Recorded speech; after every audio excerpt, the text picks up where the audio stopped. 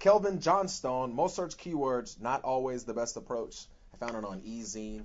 And I want to say thanks to T again at Tees, Tees. So maybe we can make some recommendations for her. I'm sure you did in the phone call. Yeah, what was she actually going after? What short tail was she after? And what kind of long tail did you recommend? I don't remember. But I specifically I don't remember. I don't want to put you on the spot or anything. Well, I can say this. She sells lots of purple gifts and trinkets and things, and she has a lot of martini items and bar glasses and things. And does she sell like the fake ice with the fly in it? I don't know. Well, if it's purple, maybe. And she had I don't remember specifically, but she was looking at some short tail keywords, and I said, okay, these are fine keywords to go after, but remember, I think it was like martini. I do remember it was martini. And let's just think about that. If somebody's typing in martini, first off, they're probably looking for a recipe. That's what I'd be looking for. Right? So if she shows up there, it's not really that valuable to her. What percentage of people who type in martini are actually looking to buy martini glasses? Mm-hmm. They're at least going to type in martini glass. At a minimum. And I think that's a good word to go after, but at the same time, you're going to compete with everybody else that's under martini glass. Yeah. So think about. So does she sell plastic ones? I'm sure they're like nice quality plastic martini glasses. So plastic martini glasses is a long tail term that would be easier to get on the first page. That's a good one. I should have told her that. she's gonna listen now.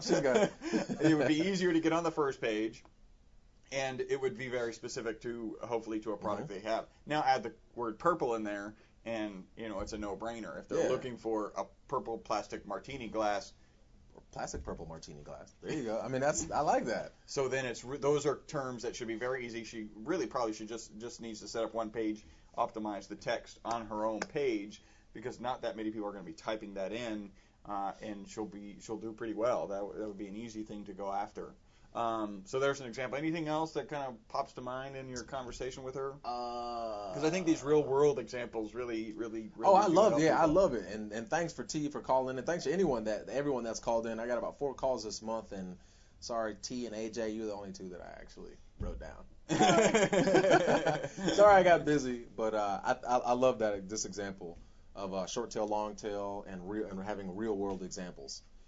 All right, well, we have about 5 minutes left, so it was interesting because before the end of the year, we were covering an article. I think it was John Reynolds sent a letter. John Reynolds at John Reynolds Media. And I love the question was, Google acknowledges that there are 300 things that they look for or use to determine search engine placement. And I know of, it was content, keyword, and links.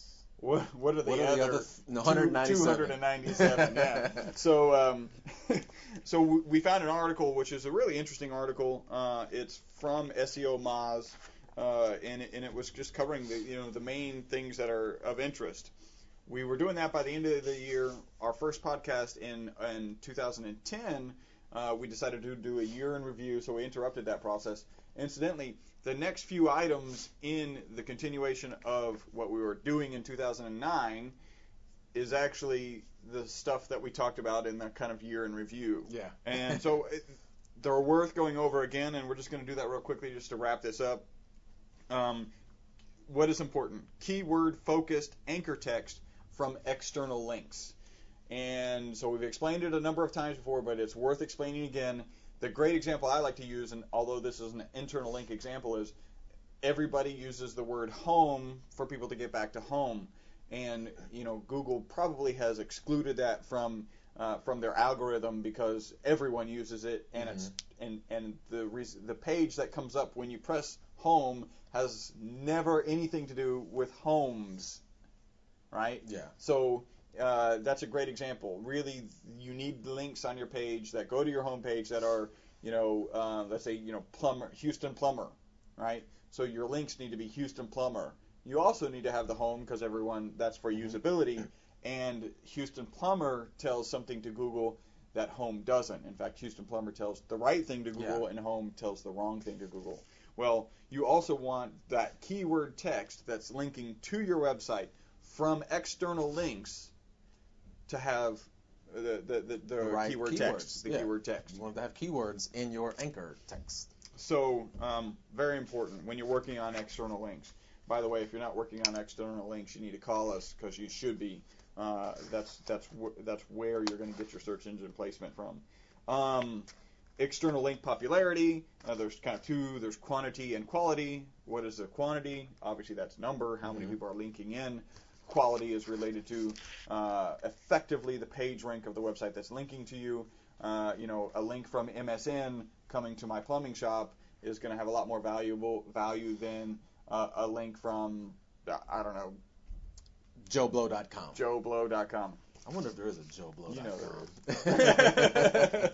is. You don't wonder. You just wonder what's there. I like this one. Iterative,